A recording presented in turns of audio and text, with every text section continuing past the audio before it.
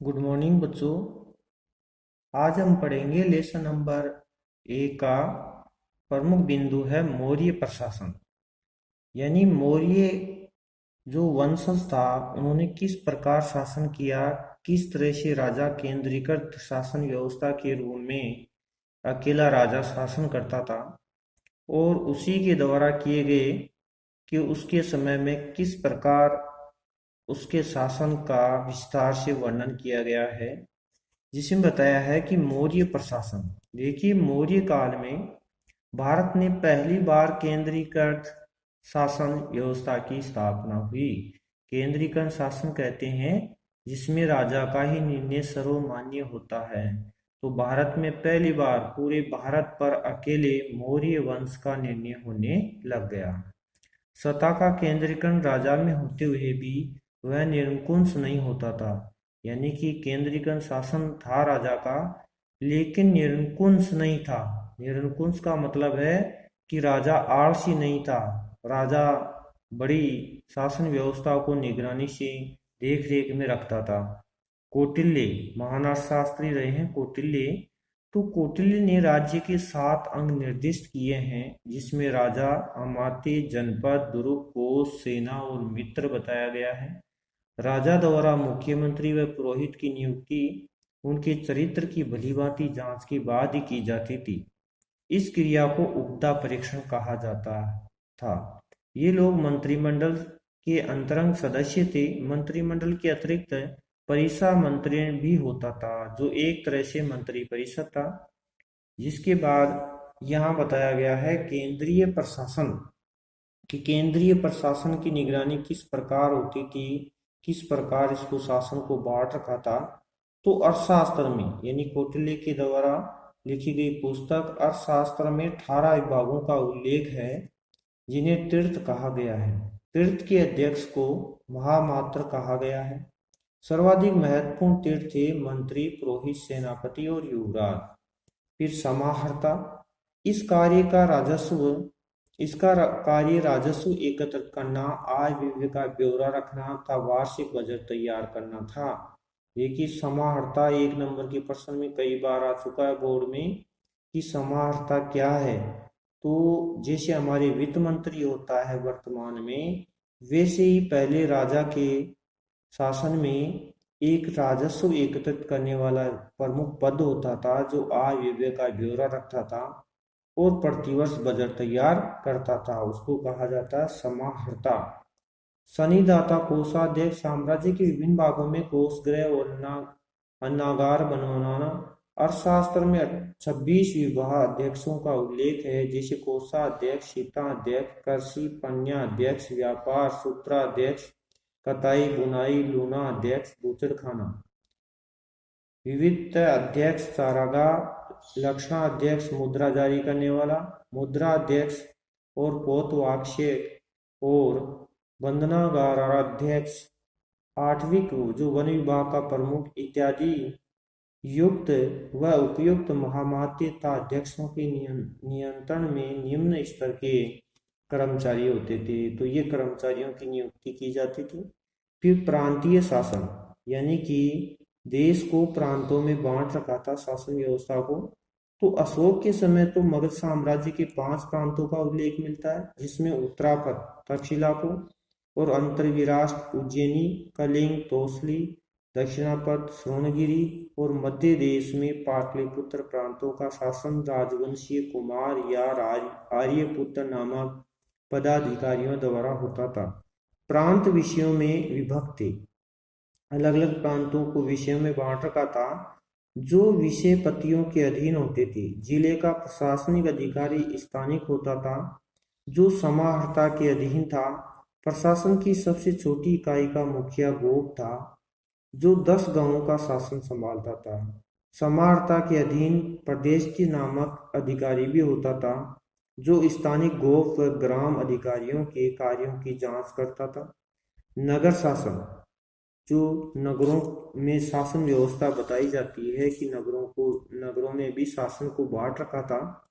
Megasthenes के अनुसार जो प्रमुख दिया गया है कि चंद्रगुप्त मौर्य के काल में जब यूनान के राजा ने मेगस्थनीज राजदूत भेजा था, तो उसके अनुसार नगर का शासन व्यवस्था 30 सदस्यों का एक मंडल करता था, जहां 6 समितियों में विभक्त बांट रखा था।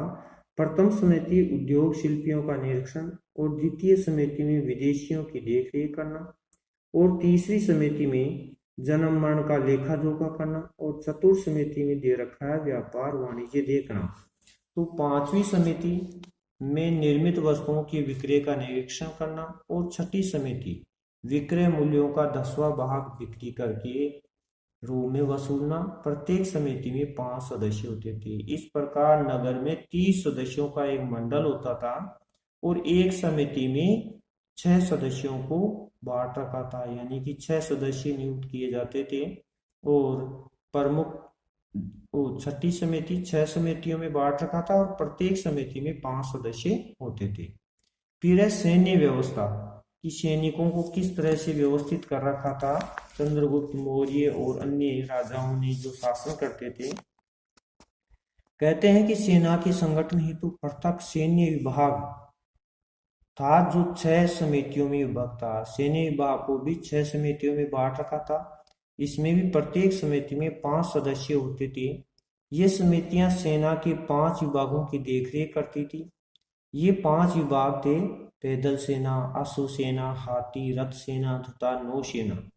सैनिक प्रबंधक की देखरेख करने वाला अधिकारी अंतपाल कहलाता था। सीमांत क्षेत्रों का व्यवस्थापक भी अंतपाल होता था।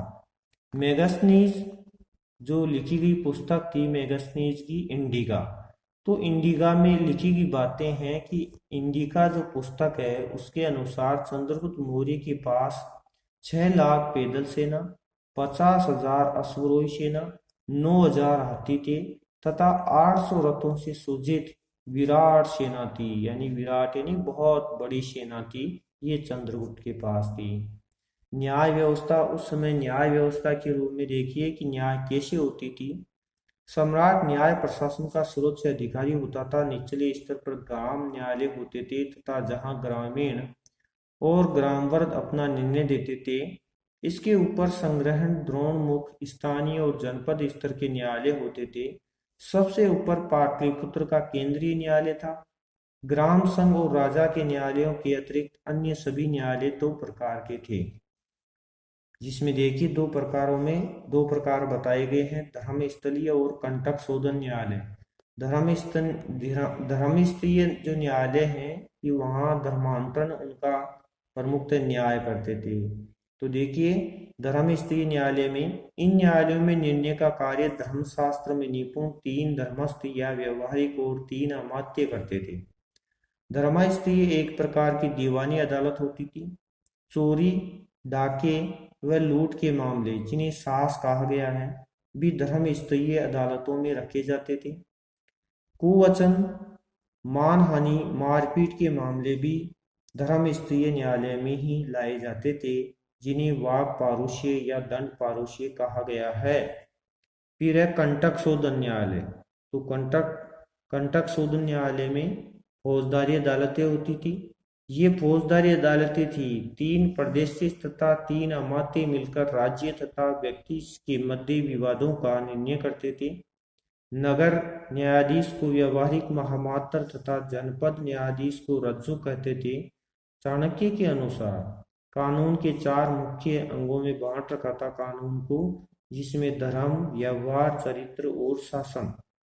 मौर्यकालीन समाज, कौटिल्य का अर्थशास्त्र और मेगस्थनीज कृत इंडिका और अशोक के अभिलेखों से मौर्य काल के समाज की व्यवस्था की जानकारी हमें इन ग्रंथों से या इन पुस्तकों से मिलती है। तो ये चारों पुस्तकें महत्वपूर्ण है कि कौटिल्य के द्वारा लिखी गई पुस्तक अर्थशास्त्र और मेगस्थनीज के द्वारा लिखी गई पुस्तक इंडिका और अशोक के द्वारा लिखे गए अभिलेख जो पत्थरों पर इतिहास को लिखा था, उन सब से हमें समाज की जानकारी प्राप्त होती है, जिसमें बताया है कि कौटिल्य ने तो वर्णाश्रम व्यवस्था को सामाजिक संगठन का आधार माना है। कौटिल्य ने चारों वर्णों के व्यवसाय भी निर्धारित किए गए हैं।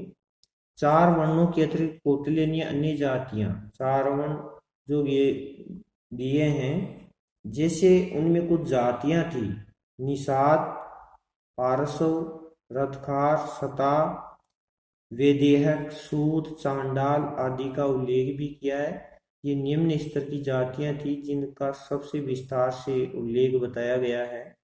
मेगस्थनीज की इंडिका, जो प्रमुख यूनानी राजदूत था मेगस्थनीज, उसने एक पुस्तक लिखी इंडिका। तो इंडिका में भारतीय समाज का वर्गीकरण 7 जातियों में किया गया है। दार्शनिक, किसान, पशुपालक व शिकारी, कारीगर या शिल्पी, सैनिक, निरीक्षक, सभासद तथा अन्य शासक वर्ग। मेगस्थनीज ने अपने वर्गीकरण में जाति, वर्ण और व्यवसाय के अंतर को भुला दिया है। मौर्य काल में स्त्रियां, जहां स्त्रियों की स्थिति को अधिक उन्नत नहीं कहा जा सकता, फिर भी स्मृति काल की अपेक्षा वे अधिक अच्छी स्थिति में थी तथा उन्हें पुनर्विवाह व नियोग की अनुमति थी। कि महिलाओं को विशेष अधिकार दिए गए थे, जिसमें कहा गया है कि महिलाएं पुनर्विवाह कर सकती थी। और फिर दिया है, ये स्त्रियों की स्थिति के बाद में प्रमुखता पर नेक्स्ट पॉइंट पर चलते हैं। तो मौर्य काल का समापन होता है और शुंग वंश की स्थापना होती है। तो देखिए, आप बुक में देखेंगे शुंग वंश, हमने पीछे भी पढ़ा था कि मौर्य वंश का अंतिम सम्राट था, जहां उसके बाद में वृद्धर्थ, और वृद्धर्थ को उसी का सेनापति मार देता है पुष्यमित्र शुंग। तो शुंग वंश की स्थापना हो जाती है। शुंग वंश का यहाँ ज्यादा विस्तार से वर्णन नहीं किया गया है। देखिए, इसकी स्थापना 185 ईसा पूर्व में पुष्यमित्र शुंग ने की थी। मौर्य राजा था अंतिम, वृद्धर्थ का प्रधान सेनापति पुष्यमित्र शुंग था। कहते हैं कि उसने उसे मारकर सिंहासन पर अधिकार कर लिया था, कि अपने राजा को मार दिया। वृद्धर्थ जो अंतिम मौर्य सम्राट था, तो मौर्य सम्राट को मारने के बाद में पुष्यमित्र शुंग मगध की राजगद्दी पर बैठ गया। उसने 151 ईसा पूर्व तक राज्य किया। उसने कई युद्धों में विजय प्राप्त की और अपने राजकाल में 2 बार अश्वमेध यज्ञ भी किया। अश्वमेध यज्ञ का मतलब है उसने अपना साम्राज्य बढ़ाने के लिए, प्रमुखतः अपना भूभाग बढ़ाने के लिए यज्ञ किया। और फिर घोड़ा छोड़ा जाता है, तो वह घोड़ा जितने भूभाग पर जाता है उतना भूभाग ही राजा का बढ़ता चला जाता है। सुप्रसिद्ध संस्कृत व्याकरण पतंजलि अश्वमेध यज्ञ में उसका पुरोहित था। पुष्यमित्र के बाद शुंग वंश में जो प्रमुख राजा हुए उनके भी नाम हैं, कि पुष्यमित्र के बाद में शुंग वंश के प्रमुख राजा रहे अग्निमित्र, ज्येष्ठमित्र, भद्रक, भागवत और देवभूति। देवभूति को उसके अमात्य वासुदेव ने लगभग 73 ईसा पूर्व में सिंहासन से उतार दिया। सातवान वंश, जिसमें देखिए सातवान वंश की नींव रखने वाला प्रमुख शिमुख था, लेकिन यह आंध्र प्रदेश में इसके वंशज बताए गए हैं। जिसमें दिया है आंध्र प्रदेश, जो आंध्र गोदावरी और कृष्णा नदियों की घाटी में शिमुक नामक व्यक्ति ने लगभग 60 ईसा पूर्व में सातवान वंश की नींव डाली थी। यह राजवंश आंध्र और सातवान दोनों नामों से विख्यात हुआ। कि ये जो सातवान वंश है, इसको आंध्र वंश के नाम से भी जाना जाता है और सातवान वंश के नाम से भी जाना जाता है। शिमुक का राज्यकाल 37 ईसा पूर्व तक ही माना जाता है। उसके उपरांत सातकर्णी प्रथम ने सातवान वंश की शक्ति एवं सत्ता का विस्तार किया। सातकर्णी प्रथम ने अश्वमेध यज्ञ किया और समस्त दक्षिण भारत पर अपनी सार्वभौम सत्ता स्थापित की। उसकी राजधानी गोदावरी नदी के तट पर स्थित प्रतिष्ठान आधुनिक जो प्रतिष्ठान नामक नगरी थी। सातकर्णी प्रथम की मृत्यु के बाद शकों के आक्रमण के फलस्वरूप सातवाहनों की शक्ति में ह्रास होने लगा। यानी शक जो प्रमुख पश्चिमी जातियां थी, उन्होंने भी आक्रमण किया था। तो धीरे धीरे सातवाहन राजा कमजोर होते चले गए। महाराष्ट्र के शक वंश का शासन आरंभ हुआ, जो पश्चिमी शत्रप वंश कहा जाता है। सातवाहन वंश के 23वें शासक था गौतमी पुत्र सातकर्णी। तो इसने पश्चिमी क्षत्रपों की शक्ति को नष्ट करके पुनः अपने वंश की शक्ति, समृद्धि और सत्ता स्थापित की। वशिष्ठ पुत्र पुलमावी ने उज्जैन और शक महाक्षत्रप रुद्रदामन प्रथम के पुत्र से विवाह किया। रुद्रदामन ने उससे यह समस्त भूभाग छीन लिया जिसे उसके पश्चिमी क्षत्रपों को पराजित करके जीता था। तो सातवाहन वंश का एक 27वां शासक आया था जिसका नाम था यज्ञश्री। इसने उज्जैनी के क्षत्रपों से कुछ भूभाग को पुनः अपने अधिकार में किया और वंश कीर्ति पुनः स्थापित की, अपने वंश का नाम बढ़ाया। यज्ञश्री ने कई प्रकार की मुद्राएं चलाई जिनमें से कुछ जलपोत भी अंकित है। तो इसे हम अनुमान लगा सकते हैं कि उसने जलपोत अंकित करवाया तो उसमें जहाजों का निर्माण भी होना प्रारंभ हो गया था। तो जहाजों का उसमें जहाज बनाना प्रतीत होता है। उसका साम्राज्य समुद्र तक विस्तार था। इस वंश के सभी शासक हिंदू धर्म के अनुयायी थे कि सातवाहन वंश के जो राजा थे सारे हिंदू धर्म के देवी देवताओं को ही पूजते थे। उन्होंने वैदिक यज्ञों और समाज के वर्णाश्रम व्यवस्था को प्रतिष्ठित किया तथा विदेशी यवनों और शकों के संघर्ष करते रहे। उन्होंने बौद्ध तथा जैन विहारों तथा उपासकों को भी प्रभुत अनुदान दिए कि जैन धर्म और बौद्ध धर्म के लोगों को उन धर्मों को बढ़ाने के लिए भी प्रोत्साहित किया, अनुदान देता था। उनके शासनकाल में वाणिज्य, व्यापार, कृषि एवं अन्य उद्योगों को विशेष प्रोत्साहन मिला। चांदी, तांबे, शीशे और कांसे की मुद्राओं का विशेष प्रचलन हुआ। उन्होंने सर्वप्रथम ब्राह्मणों को भूमि अनुदान देने की प्रथा आरंभ की। सातवाहन राजाओं ने पश्चिमी दक्कन में अनेक चैत्य एवं विहार बनवाए जिनमें काले का चैत्य सुप्रसिद्ध है। 40 मीटर लंबा और 15 मीटर ऊंचा यह चैत्य वास्तुकला का अद्भुत उदाहरण है। तो सातवाहन राजाओं के द्वारा जो बनाया गया काले का चैत्य है, जो बहुत बड़ा प्रमुख भवन बनाया गया है, तो कहते हैं वह 40 मीटर लंबा और 15 मीटर ऊंचा बनाया गया था जिसकी कलात्मक आकृतियां देखने लायक है। तो वो अद्भुत उदाहरण देखने को मिलता है, ये सातवाहन राजाओं के द्वारा ही किया गया था। अब आपके देखिए नेक्स्ट चलता है गुप्त वंश, गुप्त साम्राज्य। तो गुप्त साम्राज्य के बारे में हम कल विस्तार से पढ़ेंगे बच्चों। आज के लिए इतना ही होगा। धन्यवाद। नेक्स्ट वीडियो में आपको गुप्त वंश के बारे में बताया जाएगा।